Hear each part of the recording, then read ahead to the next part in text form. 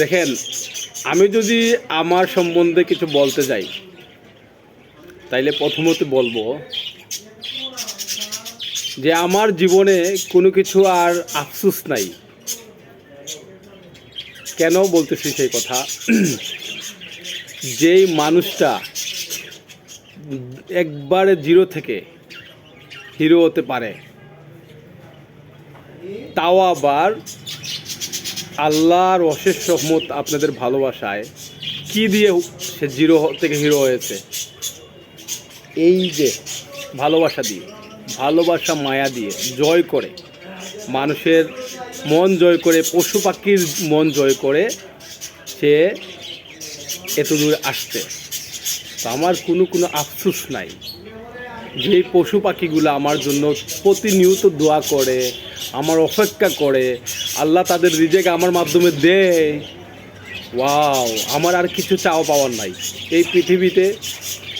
আমি মনে করি আল্লাহ আমাকে যা দিয়েছে, যেই এত পর্যন্ত আনছে, আলহামদুলিল্লাহ, আলহামদুলিল্লাহ, আর কিছুই বলার নাই। তো আমার জীবনে আমি যদি আবার জিরো হয়ে যাই, কোনো আফসোস নাই। সো এটাই হলো আমার আপনাদের সাথে শেয়ার করলাম। সরো সরো বাবা, সরো বাবা, সরো।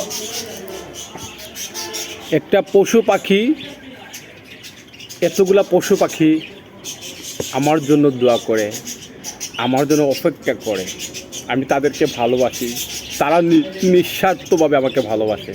ওয়াও, আর কি চাই বলেন? আর কি চাই? আর কি চাই বাবা? সো আর কিছু বলার নাই। এর জন্য বললাম যে আমার জীবনে কোনো আফসোস নাই। যে যেখান থেকে দেখতেছেন, আমি চাই আমি যেভাবে পশু পাখিকে মায়া করি, ভালোবাসি, এভাবে যেন আপনারা আমাকে ভালোবাসেন, মায়া দেন, আদর দেন, এভাবে। নাকি বাবা? আমার সোনা পাখি, আমার সোনা পাখি, সে আমার সোনা পাখি। আসলে পশু পাখি দিয়ে আজকে এত দূর আসা,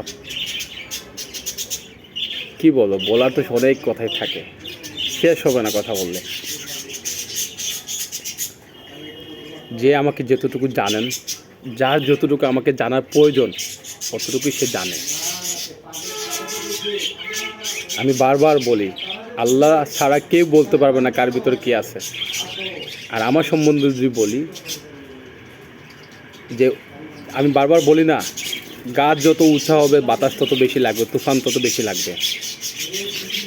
তো যে কোনো জিনিসেই আপনারা কিছু বলবেন, কাউকে কিছু বলার আগে, কিছু করার আগে নিজের দিকে তাকাবেন, একবার নিজের মাটির দিকে একবার তাকাবেন।